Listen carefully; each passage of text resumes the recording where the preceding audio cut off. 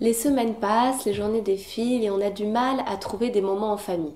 Pourquoi? Parce que parfois les deux parents rentrent tard du travail ou l'un des deux rentre tôt.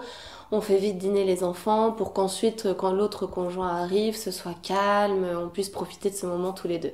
Alors c'est bien de se réserver des moments en couple, mais c'est aussi bien tous les jours d'avoir un petit moment en famille avec les enfants et les deux parents. Pourquoi? Parce que ça permet de garder unie la famille. Ça devient comme un espèce de rituel et l'enfant se dit oui, l'important c'est d'avoir ma famille unie et se dire quand je vais rentrer de ma journée d'école où j'ai été seule toute la journée, ce soir je vais retrouver ma famille, toute ma famille, on va passer un petit moment ensemble.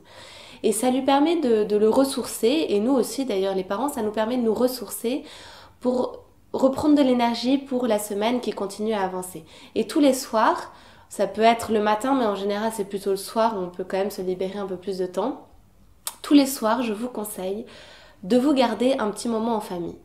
Alors, ça peut être le dîner, c'est sûr que parfois l'un des deux conjoints rentre tard, donc les dîners sont un peu vite, mais si vous arrivez à dîner ensemble, ça peut être un moment où on essaye d'être calme, on laisse parler chacun et vraiment profiter de ce moment où tout le monde est là, avec la télévision éteinte, vraiment un moment de calme où il n'y a pas de bruit de fond, c'est juste la famille qui parle.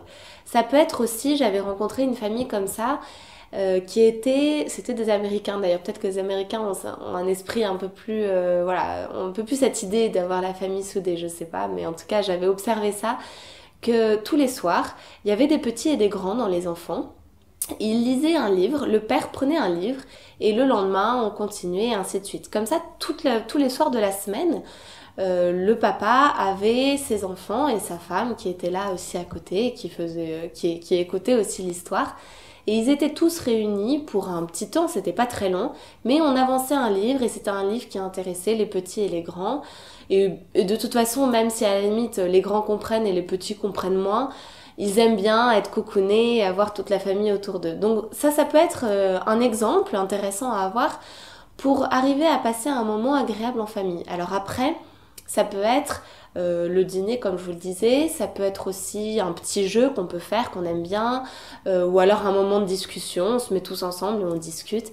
Mais vraiment, l'intérêt, c'est que ce soit un moment de calme, un moment serein, où il n'y a pas de dispute, où chacun peut s'exprimer, où on sent qu'on est vraiment tous là. Et je vous assure que ça fait ses preuves et la famille est unie parce que tous les soirs elle est unie, c'est un peu comme une habitude et c'est un rituel qu'on instaure et sur la longue durée c'est très intéressant.